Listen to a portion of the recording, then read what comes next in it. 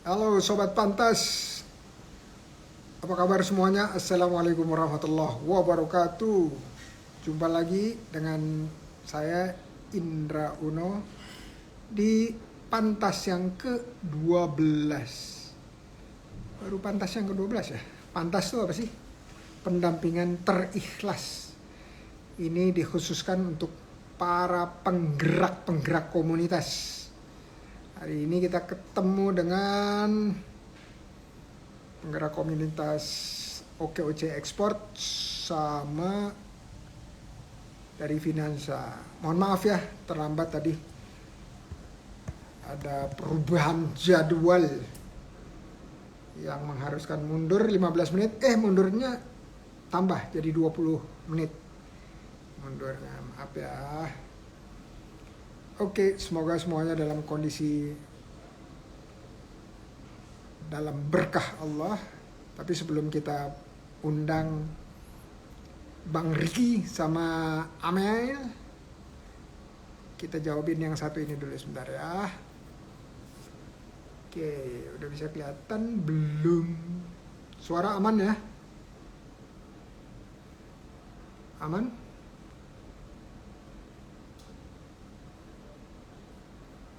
Anggap aja aman kali ya suaranya.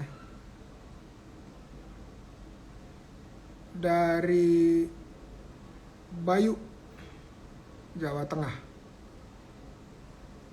Pak Indra minta masukan jika kita ingin menghibahkan, mewakafkan rumah orang tua kita agar mengalir terus pahala untuk mereka.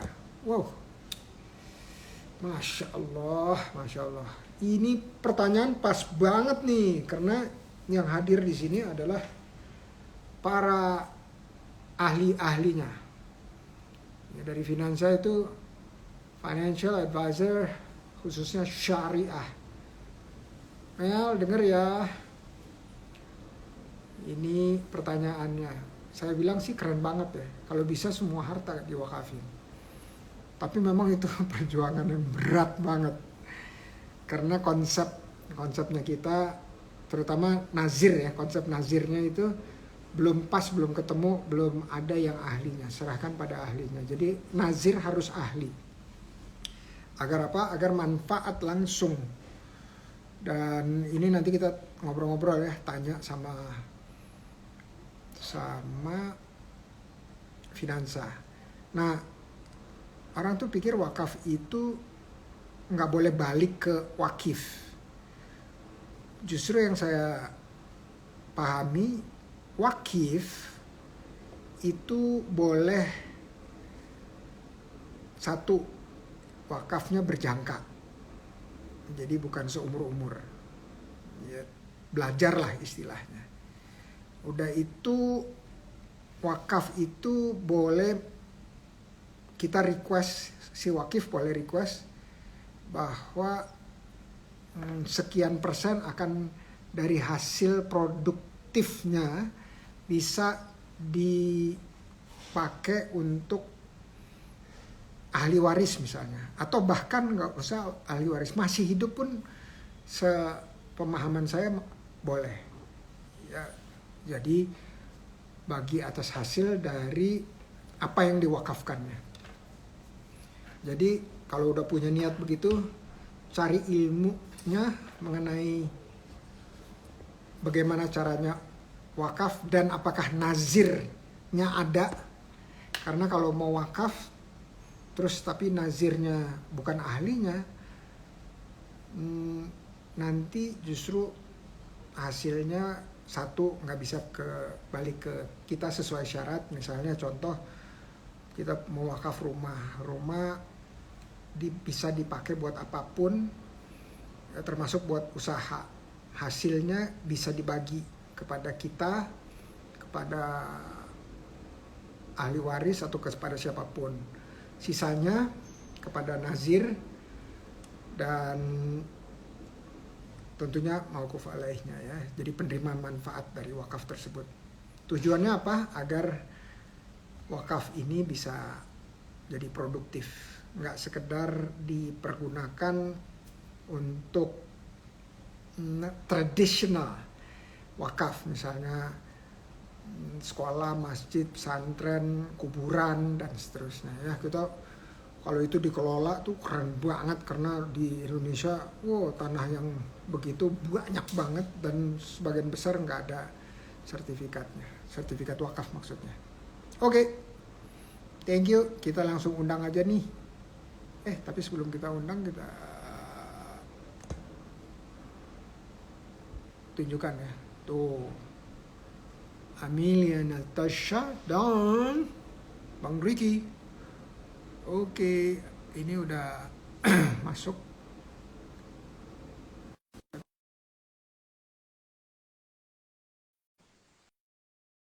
Coba. Harus diundang, belum request. Oke, mudah-mudahan kedengaran ya. Halo. Kok Assalamualaikum. Barengan gitu. Waalaikumsalam warahmatullahi wabarakatuh. Apa kabar? Alhamdulillah sehat. Maaf ya. Suara saya terdengar, Pak? Oh, jelas banget nih, Bang. Bagus. Masya Allah. Paling cantik nih saya. Di satu frame ini paling cantik. Kalau saya pakai hijab, nggak bisa dibilang cantik juga sih. Saingan, nggak usah, Pak. Oke, apa kabar semua, dan mohon maaf tadi ada 20 menit keterlambatan. Iya, nggak apa-apa. Baru sampai dari acara yang sebelumnya. Masya Allah, sibuk ya. Ya, Produktif, bukan sibuk ya. sok produktif. Belaga-belaga. Iya, ini pertama udah saling kenal belum nih? Belum. Salam Bang. kenal, Pak Riki.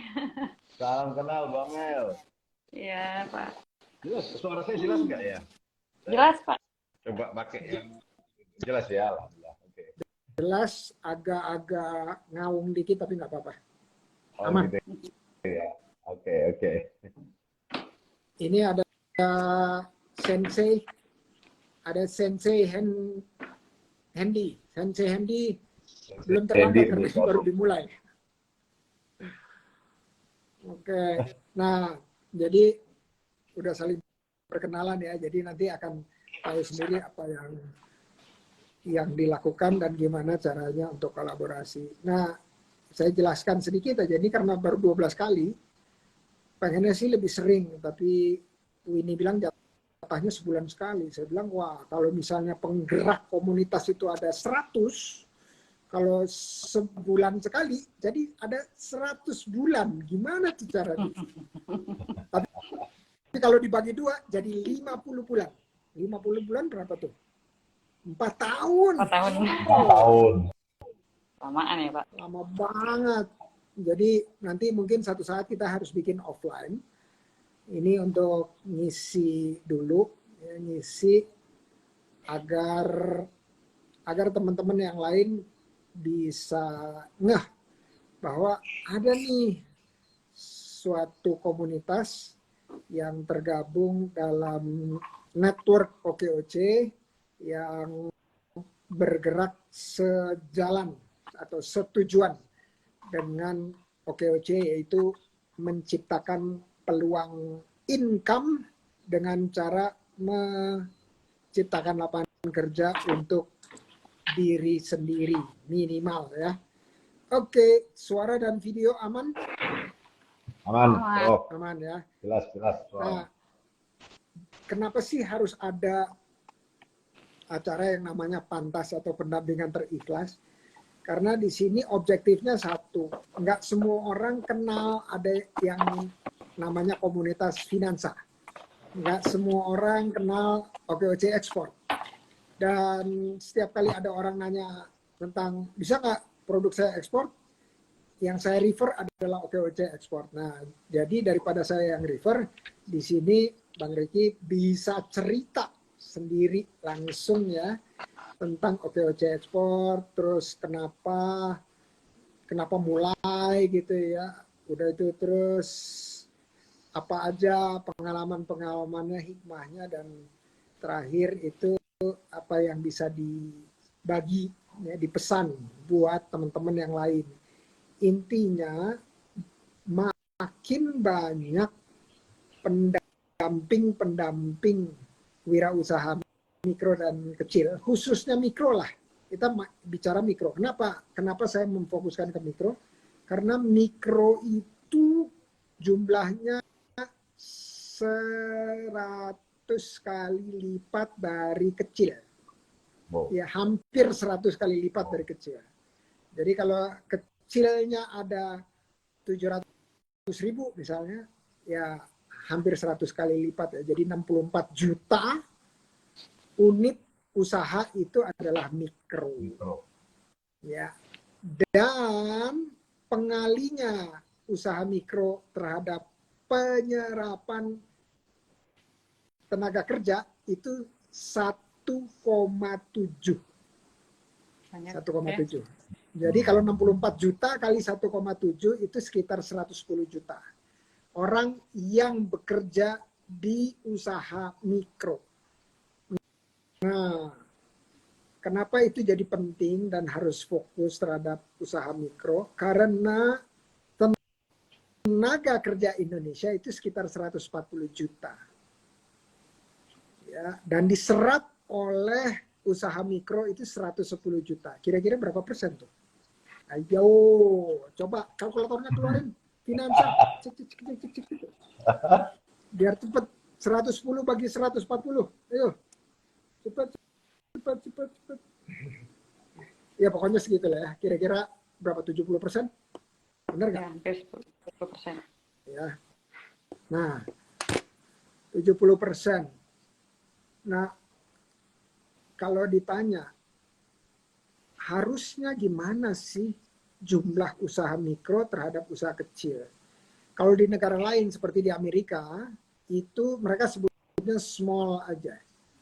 Ya, small enterprise. Kalau di Indonesia harus dibikin dua kategori. Antara yang kecil dan yang mikro. Nah, ini hanya bisa tembus naik dari mikro ke kecil dengan pendampingan oleh pendamping seperti Bang Riki dan Mbak Amel. Mbak Amel masih di Depok kan? Masih, Pak. Masih ya. Oke. Nah, Mbak Amel ini komunitasnya unik. Dia menyediakan pendampingan atau konsultasi terhadap keuangan, khususnya keuangan syariah. Dan menurut saya keuangan syariah itu potensi pertumbuhannya luar biasa. Kenapa luar biasa? Karena sekarang angkanya masih kecil, masih 5% dari ekonomi, atau kalau kita hitungnya dari perbankan lah. Perbankan, semua perbankan atau institusi keuangan, kalau di jumlah-jumlah syariahnya itu masih 5%. Jadi room for growth-nya itu gede banget ke depannya. Bukan dengan mengambil porsinya konvensional, tetapi dia justru membesarkan pasarnya. Kenapa? Yang nggak diakses oleh banking atau institusi keuangan tuh jauh lebih besar lagi daripada yang sudah mengakses. Nah, jadi kuncinya adalah kalau kita mau melahirkan lebih banyak wirausaha kecil, itu pendampingan terhadap 64 juta wirausaha mikro harus dilakukan terus-menerus secara melekat dan sampai mereka lulus. Omsetnya naik terus sampai dia lulus ke jenjang berikutnya, yaitu ke kecil. Nah, tanpa pendamping akan sulit banget ini bisa dicapai. Maka itu saya khusus bikin acara ini untuk supaya teman-teman lain dengar ceritanya nih, pendamping, dengar duka-dukanya, bukan suka-sukanya. Kalau suka mungkin udah banyak kali ya ceritanya, tapi duka-dukanya itu penting. Soalnya kalau misalnya teman-teman profesional nih selesai pensiun, ya istilahnya pensiun pada usia 55, 57, 58, 59, kan mereka kalau di Indonesia ya, usia produktif itu sampai 64. Artinya masih ada sekitar berapa tuh? 7, 8, 9 tahun untuk Berkarya. mendampingi. Ya, berkarya dengan cara mendampingi yang lagi usaha, dan mereka kan nggak perlu produktif dalam artian harus mencari nafkah lagi, karena harusnya dengan pensiunnya itu udah cukup untuk mereka di hari tua, dan membesarkan porsi yang tadinya 80% untuk Dunia. cari nafkah, sekarang 80% untuk pendampingan atau sosial lah ya. Sosial. Jadi dibalik Untuk bekal ya. Untuk bekal sih dari muda ya, tapi ini lebih bekal lagi, lebih bekal lagi. Nah, ini ada Mbak Dini nih. Hello Mbak Dini, udah dari Depok. OKOC Forever, sama-sama Depok dengan Mbak Ana harus saling kenal nih. Karena ini adalah salah satu kontributor bintang 5. Kontributor bintang 5. Ini juga ada OKOC Atma. Atma itu Adil Makmur, OKOC Adil Makmur. Ada Aul Kitchen dari Bandar Lampung. Terus, wah ini kata Sensei Hendy katanya kalau mau offline di Tanah Abang Timur seberang RS Budi Kemuliaan gedung DNIKS. DNIKS itu apa singkatannya? Enggak tahu saya juga. Apa ya kemarin ya? Apa? Pak ini Sensei yang harus diketik nih Mas Sensei. Oke, ada Mbak Desi dari Kepri, dari Pulau Bintan, mantap, thank you. Oke, kira-kira itu ya, itu introduction-nya, dan harapannya dari acara Pantas ini kita bisa menggulirkan teman-teman di penggerak komunitas ini punya anak penggerak komunitas, punya cucu penggerak komunitas, punya cicit, punya buyut, punya anaknya buyut, cucunya buyut, cicitnya buyut, buyutnya buyut. Kalau bisa begitu gimana tuh ya? Bakalan besar dan lebih mudah kita melakukan pendampingan karena lebih banyak. Dan ingat, ini adalah volunteering. Volunteering biasanya dipandang sebelah mata ya. Betul nggak sih? Enggak juga. Tergantung yang memandang kali ya. Nah, ya. Tapi biasanya kita nggak bilang bahwa volunteer itu sesuatu yang aspirasi tertinggi kalau untuk yang lebih muda ya. Tapi pas saya pikir-pikir ya, volunteering itu sebenarnya dia memberikan aset dia yang tertinggi, yaitu waktu. Maka itu saya sebutnya investor mereka. Ya, volunteering itu adalah investor. Dan kalau kita udah sebut investor, orang pikirnya investor tuh harus dengan uang. Tapi uang itu masih jauh nilainya di bawah waktu. Ya, waktu itu tak ternilai. Ya, jadi ini saya terima kasih, ini luar biasa investor dalam bentuk volunteering Bang Riki dan Mbak Amel udah hadir di sini. Kita perkenalan singkat dulu dari masing-masing komunitasnya. Dari biasanya kan ladies first ya, tetapi katanya first come first serve, kayak sholat di masjid ya. Sholat di masjid itu siapa yang belakangan dapat saf belakangan. Jadi gitu ya. Bang Riki duluan ya, perkenalan komunitasnya, udah itu terus habis itu Mbak Amel, terus habis itu kita ngobrol-ngobrol yang lain. Oke? Thank you. Silakan Bang Riki. Oke, makasih Prof. Assalamualaikum warahmatullahi wabarakatuh. Waalaikumsalam warahmatullahi wabarakatuh. Apa nih Prof? Sebenarnya kalau yang pendengar Pantas ini apa nih Prof? Di ini panggilannya? Pantas, Fantasor. Fantaser,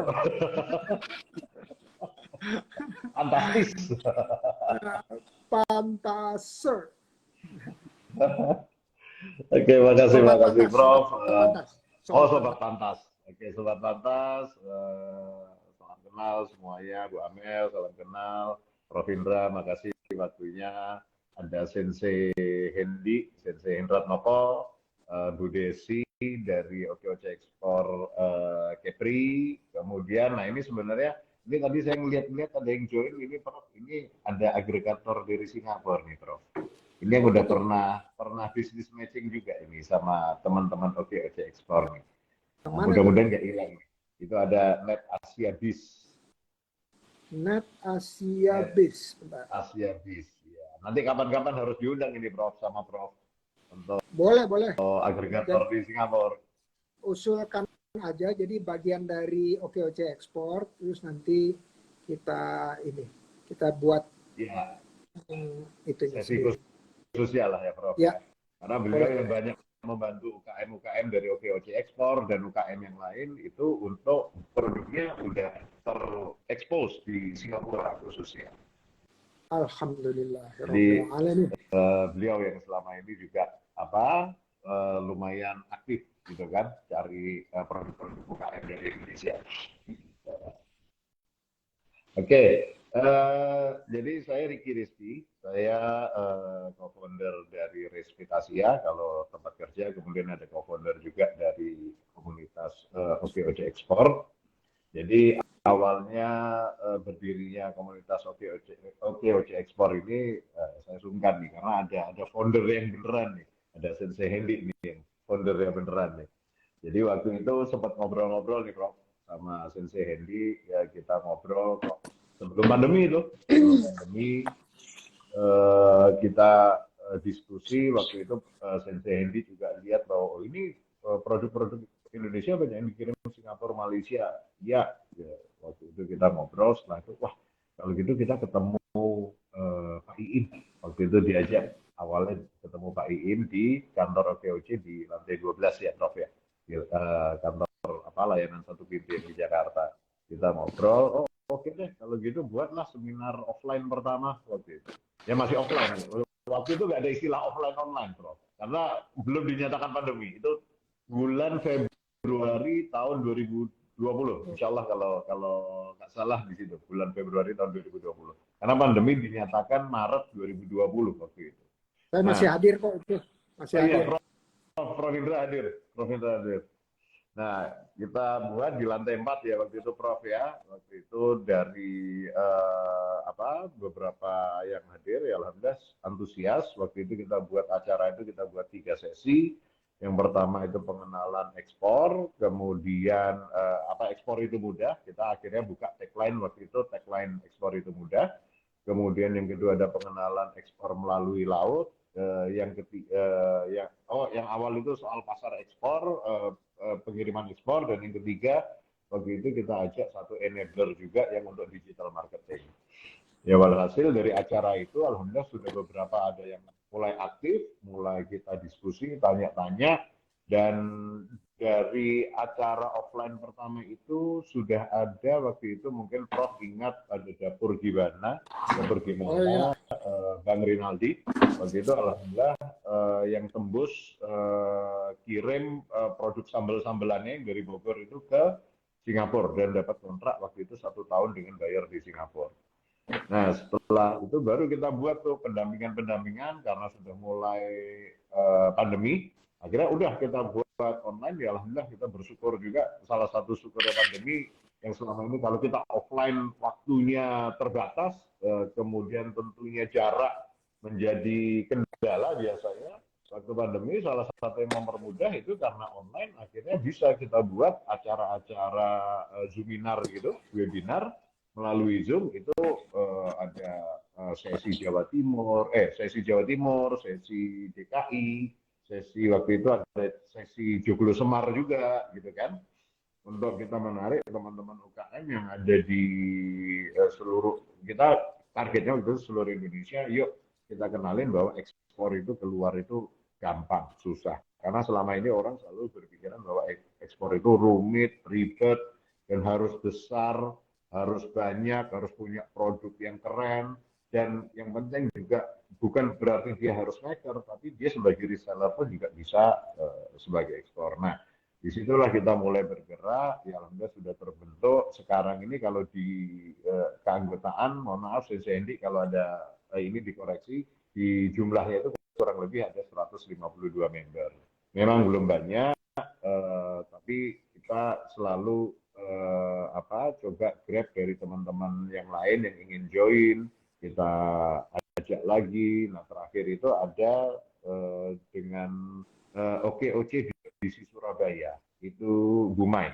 Waktu itu langsung kita temukan dengan agregator di Singapura, tapi khusus yang untuk makanan waktu itu, karena Bumai produknya makanan dan teman-temannya makanan. Jadi dari acara seminar berkembanglah kita ke bisnis matching. Ke bisnis matching intinya kita ada beberapa kawan-kawan yang di Singapura, yang notabene orang Indonesia, kebanyakan orang Indonesia yang mereka bisa membantu mempromosikan produk Indonesia di Singapura. Untuk mereka ketemu, kemudian udah mulai bisnis matching, produknya dicek, kayak bukan dikurasi langsung, tapi dikurasi kayak diskusi, sampai itu nanti mana yang mendapatkan order atau mendapatkan pasar di luar negeri. Memang pasar awalnya masih kecil, Prof, masih di Singapura sama Malaysia nih kita coba, karena yang terbanyak salah satunya kan orang kita di sana, dan yang taste waktu itu paling banyak memang makanan, yang taste-nya masih mirip-mirip itu ya yang masih dapat itu dari produk kita ya Singapura sama Malaysia. Nah memang beberapa lama ini mungkin sedikit kurang aktif karena semua kegiatan sudah mulai offline, tapi ya alhamdulillah kita selalu update. Dan pagi ini tadi Prof, ini kebetulan banget nih, pas banget, jadi Pak Hendy, Sensei Hendy kemarin bilang, Pak Riki tolong hadir, saya takutnya nggak bisa hadir karena beliau ada kesibukan. Pas pagi tadi saya lagi meeting di kantor, dapat WA, jadi akan ada big event di Singapura, itu namanya Indonesia Festival. Itu insya Allah yang dilaksanakan di Agustus 2023. IO-nya dari Singapura, perusahaan Singapura, dan targetnya mereka adalah semua produk Indonesia itu kalau bisa dipamerkan di sana. Dan ini eventnya kalau nggak salah di Singapura Expo, Prof. Jadi yang kan udah mulai aktif semua, Expo di Singapura itu sangat aktif. Jadi mereka mencari produk-produk Indonesia yang untuk bisa pameran di sana. Selain untuk transaksi jualan, juga nanti akan ada sesi business matching. Nah ini baru dapat pagi tadi, saya belum sempat banyak baca detailnya, proposalnya, tapi waktu itu sempat ketemu IO-nya di Singapura. Waktu itu beliau tanya apa saran dari kita gitu ya. Waktu itu saya bilang kalau Anda mau introduce atau mau buat proposal untuk ke teman-teman di Indonesia, buat proposal itu dalam 2 bahasa waktu itu, bahasa Inggris dan bahasa Indonesia. Bukan kita menganggap orang kita tidak paham, tapi untuk mempermudah pengertian itu biar cepat. Jadi bahwa ini menariknya apa. Ya alhamdulillah ternyata proposal yang dikirim tadi ke saya itu bahasa Indonesia. Nanti saya coba share ya Prof ya. Saya berikan ke Mbak Winnie ya gitu. Jadi kita masih aktif untuk cari-cari kesempatan-kesempatan di luar, di mana yang nanti kita share biasanya di grup OKOC Ekspor, kemudian kita share lagi ke teman-teman yang lain. Itu sih Prof, kegiatannya sekarang kita lagi cari opportunity di luar yang kita lihat, dan insya Allah sampai saat ini ya Mas Sensei Hendy, kita masih komit acara OKOC Ekspor, mau seminar, mau webinar, kita target masih tidak ada biaya sama sekali, Prof. Gitu. Jadi benar-benar kita mau targetkan teman-teman kita, UKM kita bisa berangkat produknya dipamerkan di luar negeri, malah bisa tembus pasar luar. Oke, itu sih Prof, kepanjangan ya Prof ya. Mantap, Bang. Jadi dulu formatnya itu setiap bulan buka pelatihan OKOC Ekspor batch baru gitu ya. Ya. Udah itu setiap batch, setiap bulan itu buka, jadi melatih dan mendampingi sampai orang bisa sukses ekspor produk-produknya gitu ya. Oke, dan belum tentu juga harus lengkap berizin di Indonesia. Misalnya kalau makanan tuh harus BPOM misalnya contoh, tapi tergantung dengan buyer setempat gitu ya. Mereka perlu seperti apa.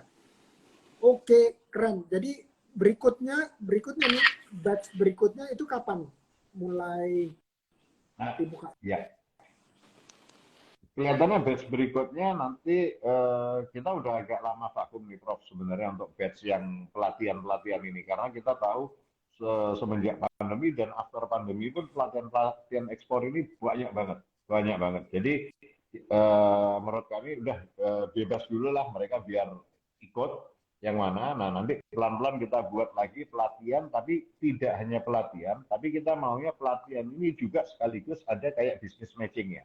Jadi kalau pelatihan saja, kalau kita lihat memang pelatihan ini udah banyak banget, Prof. Mau dari government mengadakan, dari sekarang kan setiap instansi di government itu kan menargetkan menargetkan harus punya binaan UKM dan binaan itu paling nggak target mereka ekspor, gitu. Salah satunya. Karena berapa kali ke beberapa daerah itu jumpa termasuk dengan apa kalau yang kami lihat so far yang masih oke, ya yang maksudnya yang bukan masih oke, maksudnya yang aktif itu salah satunya BI sebenarnya kan, Prof.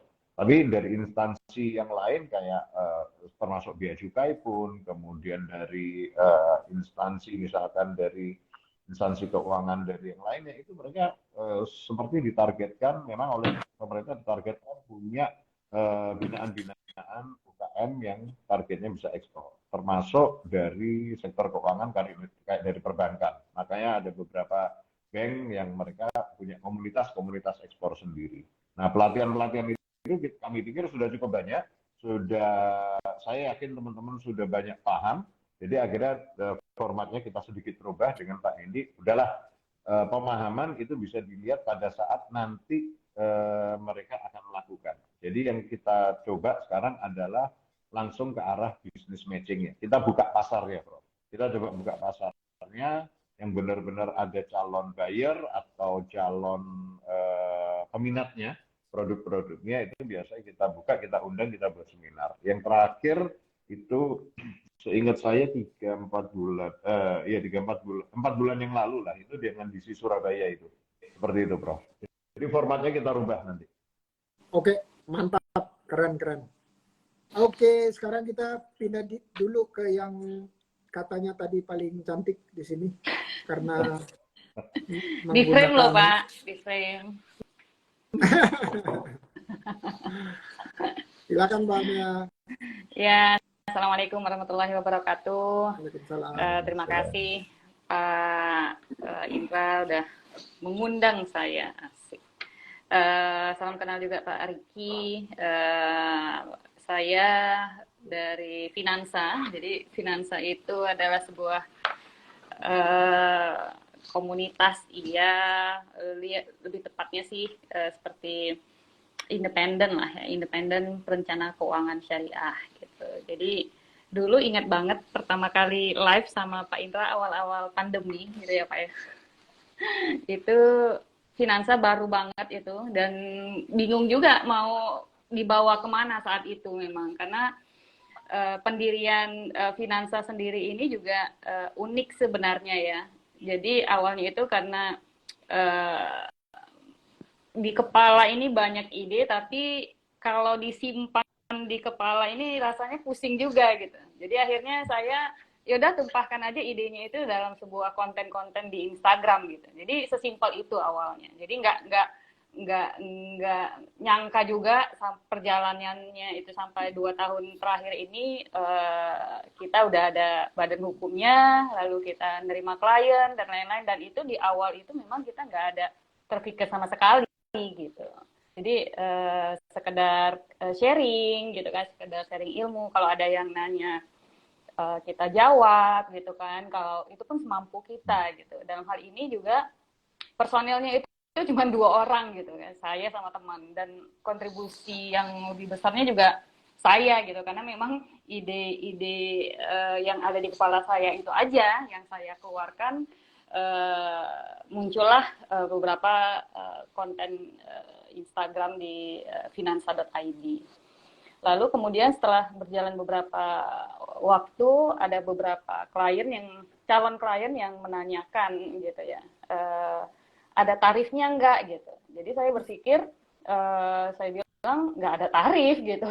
Jadi selama saya bisa jawab, saya jawab gitu. Akhirnya ada masukan lah ya dari salah satu klien kita, saya maunya ditarifin gitu.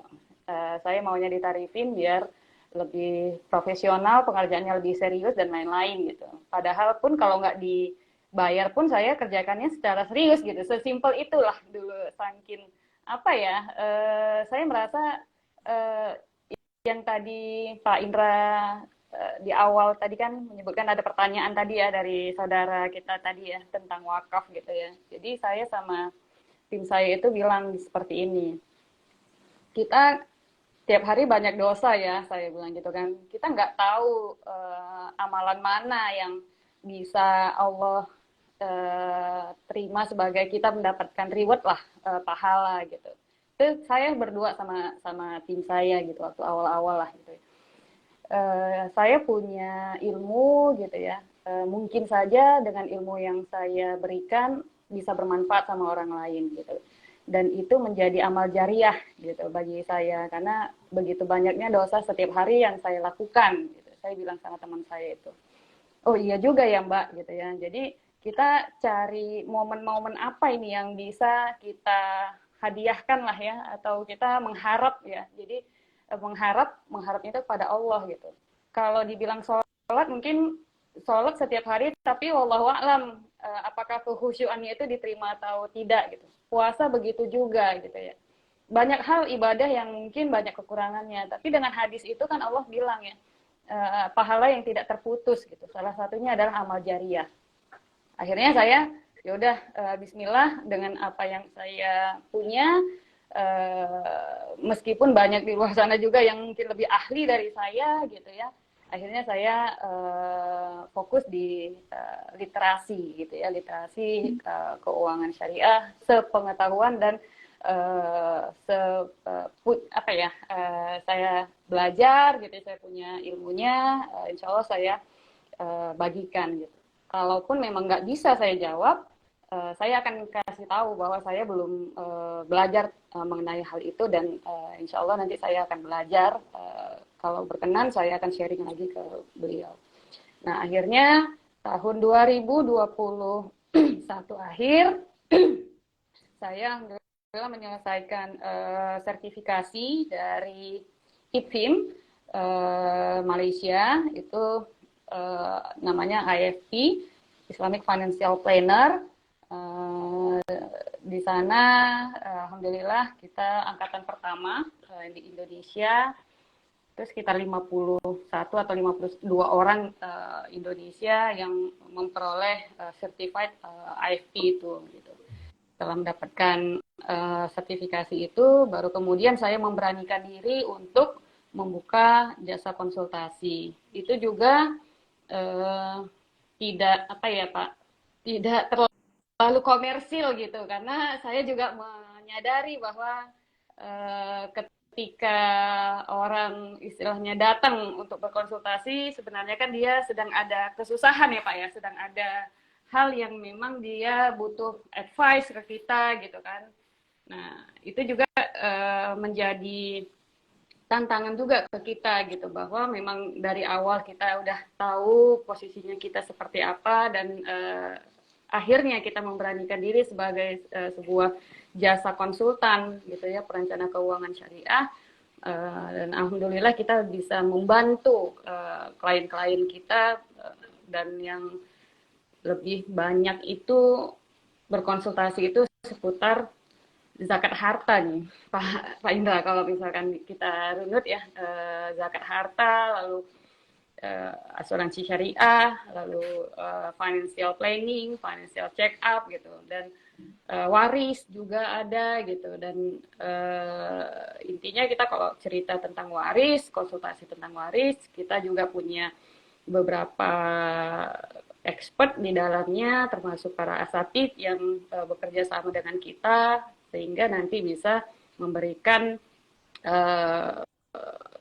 advice yang lebih komprehensif dari sisi agama dan bagaimana mengelola dana atau harta yang dalam tanda kutip rezeki nomplok ya Pak ya. Bayi lahir ketika orang tuanya tidak ada, mendapatkan harta yang miliaran, mungkin bagaimana mengelolanya, dan itu sebuah apa ya, tantangan lah bagi kita dan amanah bagi kita untuk memberikan solusi yang terbaik dan sesuai dengan syariat insyaallah. Seperti itu Pak. Mantap. Barakallahu alaik. Itu saya banyak dapat inspirasi dari Pak Indra waktu zaman-zaman dulu. Ingat banget saya waktu live, anak saya masih bayi. Itu tiba-tiba mau ke kamar mandi, jadi Pak mohon maaf Pak nih.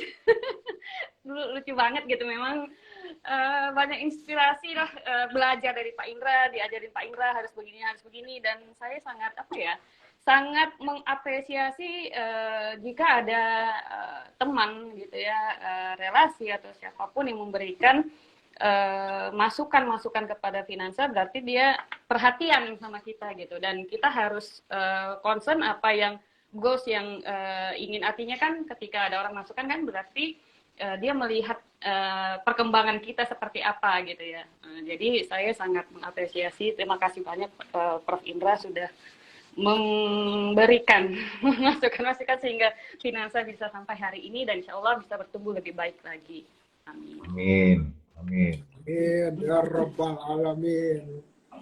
Ya, itu teman-teman yang dengerin atau yang nanti akan dengerin rekamannya, perkenalan yang sedikit tapi dalam. Nah, ya sedikitnya kenapa? Ya 10 menitan gitu. Saya juga tadi menerangkan juga 10 menitan atau lebih dikit. Nah, jadi teman-teman, kita akan terus ngobrol sekitar 20 menit lagi. 20 menit lagi supaya genap menjadi 1 jam. Nah, sebelum saya tanya yang berikutnya, tapi saya kasih bocoran ya. Pertanyaannya sederhana. Kira-kira dalam perjalanan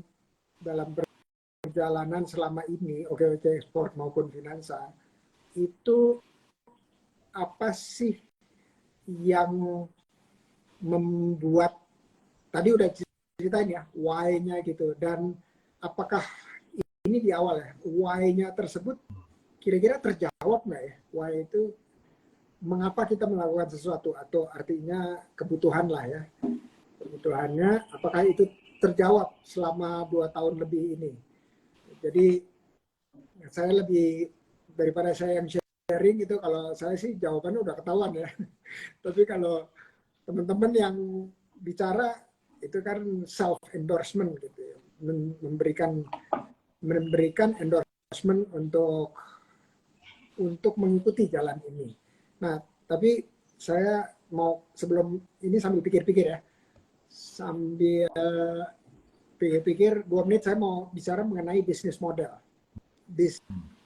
model dari apa yang kita kerjakan sekarang ini.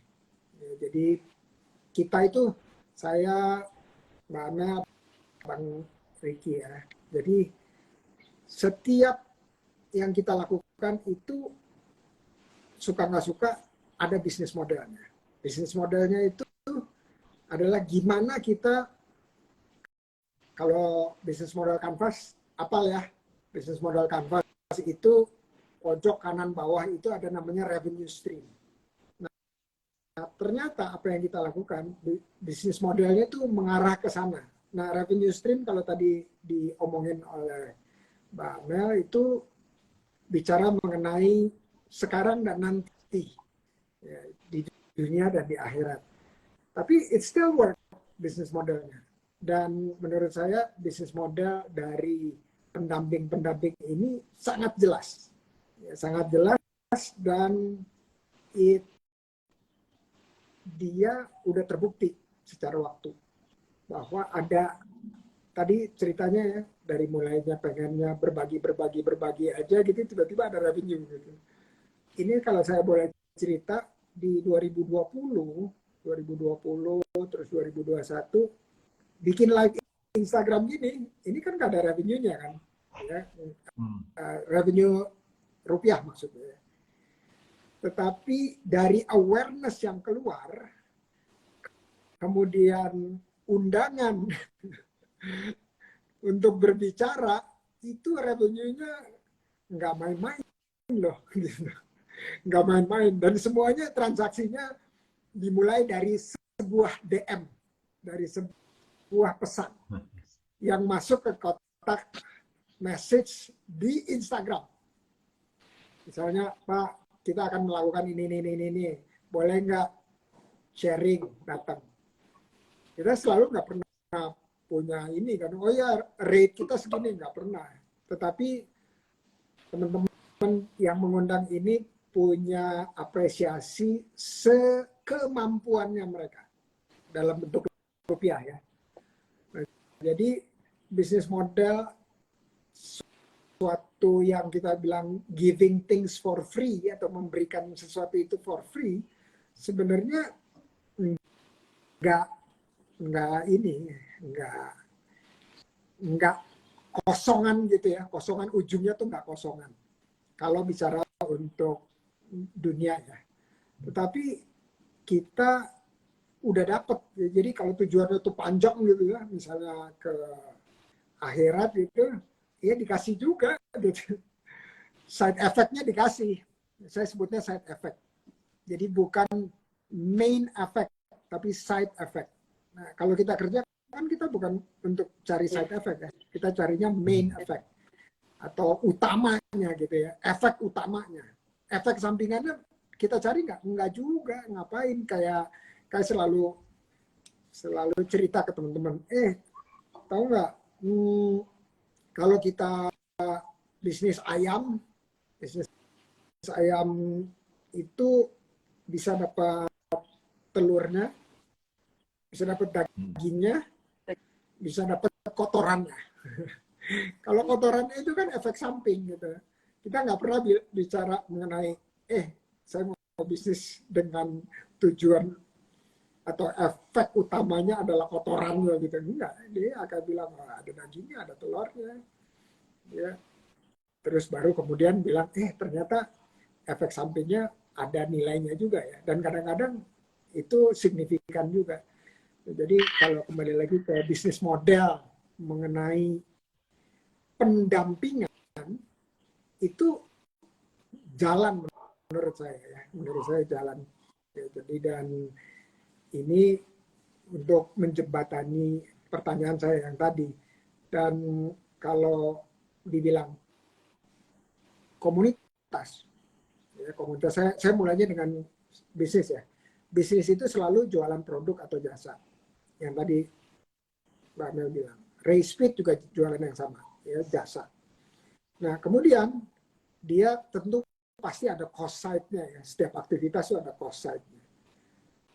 Kemudian yang dicari pasti lebihannya atau marginnya yang dicari. Kenapa? Karena pengen dikembangkan kan usahanya. Nah, kalau komunitas itu gimana tuh? Ya, komunitas yang dijual apa sih? Komunitas, kalau komunitas itu sosial, yang dijual sederhana, aktivitasnya atau programnya yang dijual supaya orang-orang lain ikut. Nah, kemudian yang cost side pasti ada, tetapi yang dikejar itu apa? Impact-nya kan, impact-nya atau dampaknya kepada orang banyak. Nah, itu bisnis modelnya. Jadi ada yang dijual, ada cost-nya, terus ada tujuan dari aktivitasnya. Itu yang komersial, bisnis, dan yang sosial atau komunitas. Ada satu lagi nih, ini agak ngerebet dikit ke luar gitu ya. Satu lagi yaitu organisasi massa atau politik. Bisnis modelnya gimana tuh? Ada nggak? Ada. Bisnis modelnya sederhana. Jualannya apa? Barang yang dijual atau sesuatu yang dijual. Yang dijual kalau politics atau organisasi massa itu sederhana, yaitu personal brand, ya, personal brand sama organization brand itu yang dijual. Jadi di situ ada komponen trustnya. Cost pasti ada ya costnya, sama seperti sosial dan bisnis. Terus kalau di bisnis itu profit, kalau di sosial itu impact atau dampak, terus kalau di politik atau organisasi massa itu apa yang dicari? Yang dicari satu, suara dong. votes, suara. Ya, votes, bukan power, tapi votes. Nah, jadi kalau ditanya, punya nggak bisnis model? Punya. Mau sosial kayak, mau, ya kalau bisnis sudah jelas ya, namanya juga bisnis. Tapi sosial punya bisnis model, politik punya bisnis model. Jadi kalau kita bisa melihat itu, kita bilang, oh ini jualannya apa? Oh ini, ya udah. Ukuran keberhasilannya apa? Oh ini, yang satu profit, yang satu dampak, atau yang terimbas, manusia yang terimbas, atau society yang terimbas, atau satu lagi suara, votes. Nah, dengan kita memahami ini, kita bisa menjalani komunitas kita atau pendampingan kita dengan lebih clear, kepalanya tuh lebih clear. Karena kita tahu pasti ada revenue. Tiga-tiganya tuh ada revenue-nya. Tiga-tiganya tuh ada revenue-nya. Gimana dapetin revenue buat bisnis? Udah tahu ya. Harus ada sales, harus ada marketing untuk dapetin profit. Gimana dapetin revenue-nya untuk sosial atau komunitas? Yang dijual program, ada ini program A, B, C, D, E, F, G, ini dijual. Dampaknya dilaporin terus gitu, supaya jualannya bisa terus. Jualan dapat revenue, atau dapat contribution atau donation. Kalau tadi personal brand sama organization brand yang dijual untuk dapat donasi supaya bisa dapetin votes-nya. So, tiga-tiganya ada revenue atau saya sebutnya business model. So don't worry, if you do it long enough, you will get to the revenue, gitu ya. It's sama aja. Oke, itu aja komentar menjembatani. Ini saya ngomongnya kelamaan kayaknya ya. Jadi tiba-tiba udah tinggal 10 menit lagi. Ya, 10 menit lagi, jadi saya silakan. sambil nyatet loh Pak. Itu ilmu banget. Saya ketik. Iya. Gak mau melewati. Nanti kita bisa diskusi panjang lebar mengenai gimana bisnis model ini mempengaruhi orang-orang dalam volunteering, ya, dalam volunteering. Udah itu terus orang-orang dalam kontribusi atau memberikan donasi, atau ujungnya adalah revenue, atau nanti kita bisa surplus, bisa kurang dari surplus gitu ya, bisa nombok gitu istilahnya. Silakan Bang Riki, yang pertanyaan saya, dan sekaligus karena udah tinggal 10 menit, cerita mengenai ujungnya tuh kayak kalimat penutup lah, pesan-pesan buat teman, sekaligus ngajak untuk gabung sama komunitas Bang Riki dan Mbak Amel, supaya tadi bisa double, quadruple, triple, 5 kali, 10 kali gitu ya, impact yang bisa dilakukan dari jumlah pendampingnya. Silakan Bang Riki. Ya, makasih Prof. Tadi kan pertanyaan pertama why-nya itu ya Prof ya.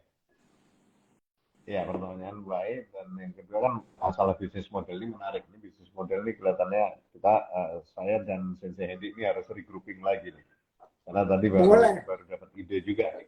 Kalau Prof bilang tadi, ini revenue stream-nya dari OKOC Ekspor ini ya tetap ada, itu yang penting itu Prof. Iya kan? Nah, awalnya why-nya sih kenapa sih dulu kok seperti ini, kita why-nya yang utama satu. Waktu itu kalau secara personal sih, waktu itu, secara personal agak gemes saja sih, Prof. Agak gemes saja waktu itu sering lagi gila-gilanya marketplace ya, awal-awal ya, Prof ya. Kita kok agak gemes saja waktu itu istri lagi pengen cari apa jilbab gitu kan. Waktu itu di salah satu marketplace saya mau beli berapa kali, oh ini murah banget gitu ya. Terus saya suka sepeda, saya mau beli buff waktu itu, oh ini murah banget, cuma 5.000 perak gitu kan, 50 perak. Tapi di bawahnya ada ditulis barang ini dikirim dari luar negeri. Terus sudah ditulis lagi barang ini dikirim dari luar negeri. Nah ini produk-produk yang ada di kita kenapa harus dari luar negeri? Nah itu yang awal why-nya kita buat agak gemes waktu itu, harusnya yang produk kita juga bisa dong jajah luar negeri. Nah akhirnya itulah why-nya itu salah satu yang mendorong waktu itu dengan Sensei Handy itu. Nah, memang waktu kita berjalan secara bisnis model awalnya kita terus terang belum ada bisnis model utama itu belum ada, Prof. Kita cuma punya visi tujuannya satu bahwa ini kita harus menelurkan eksportir orang produk apa pengusaha-pengusaha UKM kita itu produknya harus bisa berangkat. Waktu itu malah bilang sama Sensei Hendy, bilang kita jangan ngomong UKM deh. Kok kelihatannya UKM itu seolah-olah dipandangnya kecil gitu loh. Kan seperti itu ya, Prof ya. Kan seolah-olah kalau kita ngomong UKM, UMKM itu kecil. UKM, UMKM ini kan sebenarnya itu hanya size, hanya size. Tapi mereka yang start usaha UKM, mereka nggak kalah juga. Mereka layak disebut juga startup juga gitu. Even though startup itu selalu hubungannya dengan teknologi kan. Padahal UKM sendiri yang walaupun mereka belum techy gitu kan, belum techy, tapi mereka itu startup dan mereka itu pengusaha, mereka itu entrepreneur. Jadi waktu itu kita sempat kita hindarin dulu Sensei, kita menggunakan kata UKM karena seolah-olah itu jadi kecil. Nah, yang menarik kedua, Prof waktu itu sempat bicara juga sama orang BI waktu itu di Medan. Ternyata beliau cerita krisis 2 kali di Indonesia waktu itu tahun yang agak parah itu kan awal itu 98 ya, Prof moneter. Kemudian 2009 itu yang imbas dari subprime mortgage. Ternyata beliau itu bilang, jadi kenapa BI juga concern masalah UKM waktu itu? Karena kita concern untuk jaga yang bawah, Mas. Kenapa? Kalau yang ya mohon maaf, kalau atas rontok nih, atas rontok, bawah itu aman. Tapi kalau ke bawah rontok, maksudnya ekonomi yang bawah ini rontok, otomatis yang atas ini ambruk semuanya. Nah, jadi wah ya udah kalau gitu memang ini harus digenjot. Nah, kalau suka dukanya sih memang banyak ada dan ya itu saya senang kata Prof awal tadi. Prof bilang waktu itu aset paling gede gitu. Uang, oke lah uang bisa dihitung. Waktu kita bisa hitung, waktu itu kan terbatas, waktu itu limited, very limited. Saya sama Prof Indra sama-sama kita punya 24 jam, Prof, gitu kan. Sama-sama 24 jam tergantung gimana kita how productive we are using our time, gitu kan. Nah, suka dukanya sih memang, nah teman-teman yang mungkin pernah ikut pelatihan, ekspor pelatihan lain-lain, momen ini kan juga part of time. Momen itu harus benar-benar diambil. Jadi waktu itu kami ingat waktu Mas Sensei bilang momen waktu pandemi banyaknya seminar, webinar, zoominar, yang momen yang paling menarik adalah banyaknya pelatihan-pelatihan yang dulunya harganya puluhan juta, secara online itu hanya ratusan ribu. Itu harus diambil. Nah, berapa kali waktu itu sempat dengan Sensei Hendy kita buat seminar yang keberapa itu, batch keberapa, kita sempat wah teman-teman ini ya kita udah undang free dan lainnya tapi tingkat kehadirannya kurang. Akhirnya coba deh apakah dengan komitmen seandainya kita buat ada bayar, waktu itu Sensei Hendy malah kita nggak tega juga, akhirnya kita coba bayar 10.000 waktu itu, Prof. Karena apa? Kita nggak mau kapasitas kita waktu itu untuk Zoom itu cuma 100 gitu. Waktu itu yang daftar udah 90 sekian. Oke lah ini harus berapa kali itu yang datang cuma 20. Ini harus ada komitmennya biar mereka merasa rugi kalau nggak datang. Tapi ternyata itu pun juga nggak bisa maksimal. Dan sebenarnya kita sih mau advice ke teman-teman sekalian itulah ya kayak closing word ya lah atau motivationnya ya. Saya balik lagi kata Prof awal, manfaatkan waktu, produktifkan benar-benar waktu kita. Jadi kalau ada kesempatan ambil itu, karena kesempatan itu ya benar satu kali nggak terambil ya kita nunggunya mungkin ya kita tunggu waktu lah. Mungkin itu sih Prof. Kalau ya saya lihat dari kegiatan OJOJ ekspor ini. Itu sih Prof. Kepanjangan lagi ya Prof ya. Enggak, keren. Saya jadi teringat, pernah dengar kata time is money ya? Ya. Yang lebih tepat kata-katanya adalah time is more than money. Jadi kalau orang Barat bilangnya time is money, no, time is more than money. Jadi orang yang memberikan waktunya mereka itu valued more harusnya. Ya dari kita, sementara kalau kita kan mikirnya, aduh, pemikiran sekuler gitu atau Barat bilang, ya kalau nggak kasih gua duit gitu, kasih waktu doang ya kurang lah nilai lu gitu ya kira-kira.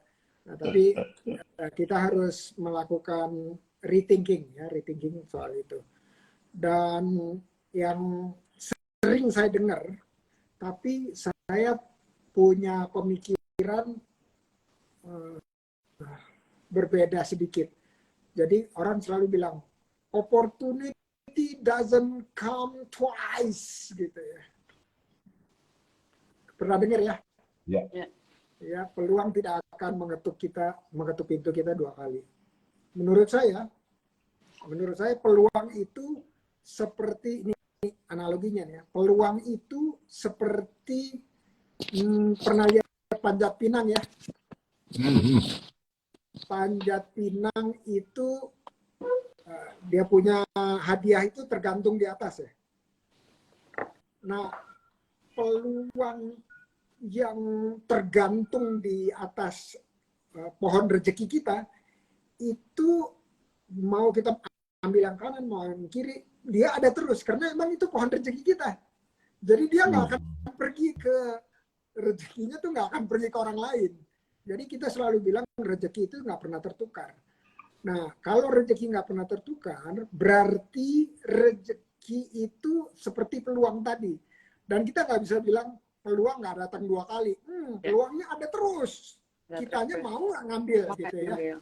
Nah, jadi ada pemikiran-pemikiran yang menurut saya agak menjauh dari yang tadi disebut bahwa rezeki kita Allah sudah tuliskan sebelum kita lahir dan rezeki kita bisa diperluas dengan cara A, B, C, D, E, F, G. Nah, gitu ya. Jadi bukan opportunity doesn't knock twice atau peluang tidak datang dua kali. Menurut saya peluang itu nggak pergi kemana-mana, kitanya aja yang nggak ngambil. Asal kita mau ngambil, kita bisa gitu ya. Dan menurut saya ini adalah salah satu yang pendamping itu harus mulai menularkan ke teman-teman yang lain. Ada pemikiran-pemikiran yang membuat kita terjebak untuk berpikir kayak gitu karena turun-temurun pemikiran seperti itu kita nggak ini. Oke, silakan Mbak Amel. Ini saya asik mendengarkan Prof. Indra, saya banyak banget nih catatannya. Sayang untuk melewati ya.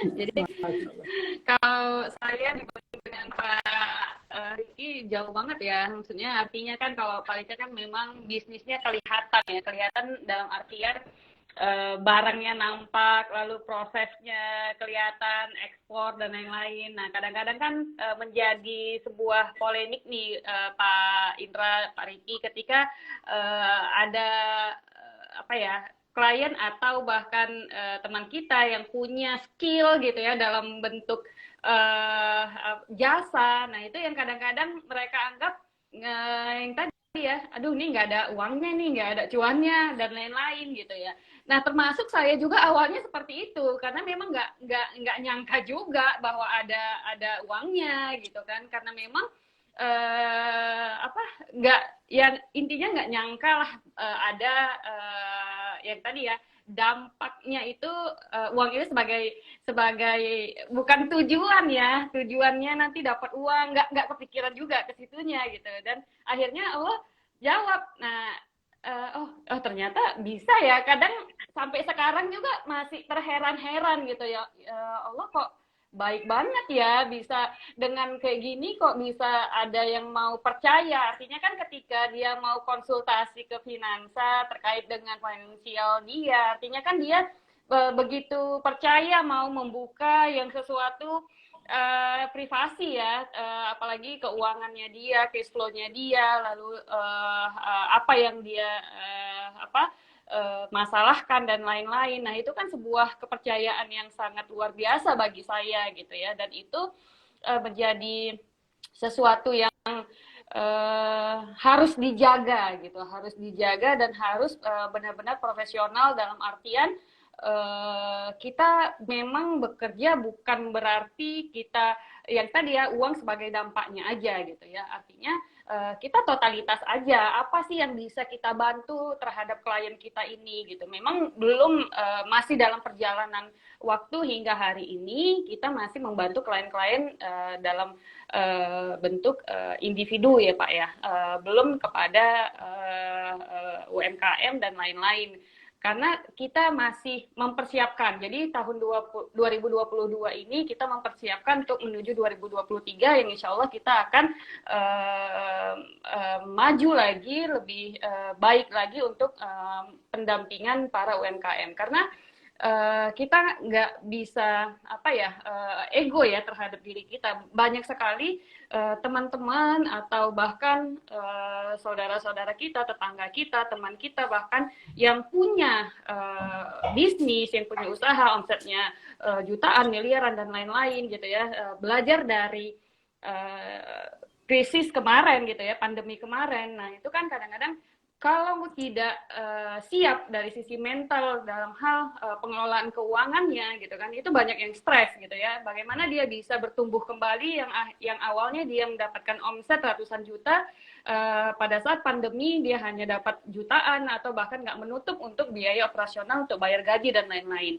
Nah belajar dari situ kita ini harus kita punya peran gitu ya, punya peran untuk membantu gitu ya, membantu sesama, bukan berarti kita paling jagonya, tidak gitu. Justru kita mendapatkan insight-insight ketika para UMKM itu udah terjun dan merasakan secara langsung dampak yang pernah dia rasakan. Nah, pada saat IG Live di bulan November kemarin, kita judulnya itu UMKM Bangkit. Kita hadirkan beberapa UMKM dari sisi fashion, dari sisi kuliner, bagaimana mereka itu bisa bangkit gitu ya, ketika ada pandemi yang tanpa permisi, tanpa informasi gitu ya, sehingga dia bisa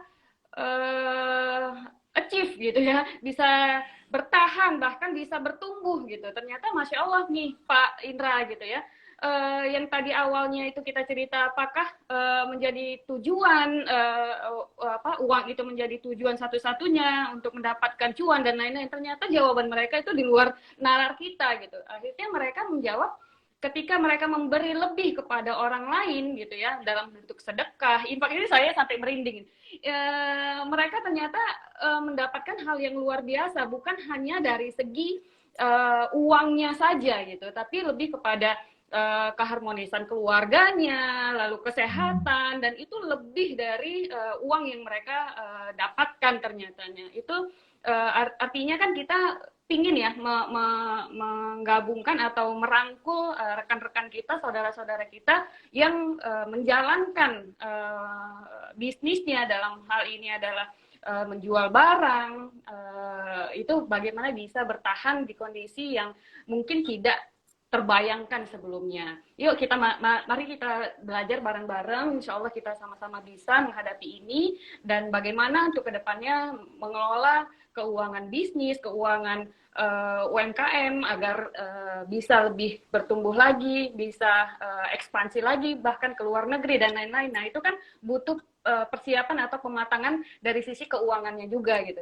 Nah saya tadi menarik pada Pak Diki sampaikan tadi ya keluar negeri gitu ya penjualannya. Bahkan banyak juga, nggak jarang juga para TKI yang di sana itu juga mempunyai bisnis tambahan gitu ya, meskipun mereka bekerja menjadi ART, lalu mereka juga punya keluangan waktu untuk berjualan antara sesama ART juga kah atau sama yang lainnya gitu.